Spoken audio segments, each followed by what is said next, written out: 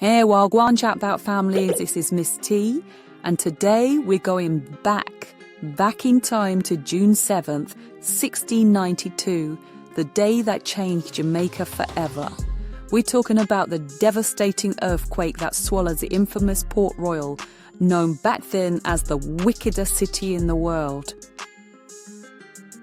Picture this, Port Royal sitting pretty on the tip of a palm-shaped peninsula. In the 1600s, this wasn't just any Caribbean port. This was the richest and most wicked city in the New World. We're talking about a place where pirates spent their gold like water. The streets were lined with taverns and gaming houses. Ships from all over the world dropped anchors here, bringing treasures and traders, pirates and privateers. But everything changed at exactly 11:43 in the morning on that fateful June day. The ground started to shake, but this wasn't just any earthquake. The sand beneath Port Royal turned to liquid, yes, liquid.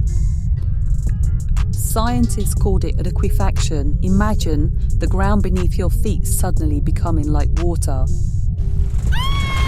In just minutes, 2/3 of the city slid into the Caribbean Sea. Buildings, streets and people gone just like that. More than 2,000 people lost their lives that day. But the horror wasn't over. The earthquake triggered a tsunami, massive waves that swept across the harbour. Ships were lifted and carried right over the rooftops of the remaining buildings. Today, much of Old Port Royal still lies beneath the waves, preserved like a Caribbean Pompeii. Archaeologists have found thousands of artifacts, dishes still on tables, tools still in workshops, even food in cooking pots. Many Jamaicans at the time saw this as a divine punishment for Port Royal's wicked ways. The city was rebuilt, but it never returned to its former glory. Today, the ruins of Port Royal tells us an important story about nature's power and how life can change in an instant.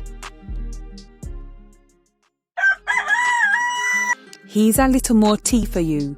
Did you know that after the devastating 1692 earthquake and tsunami in Port Royal, many survivors sought safer grounds across the harbour?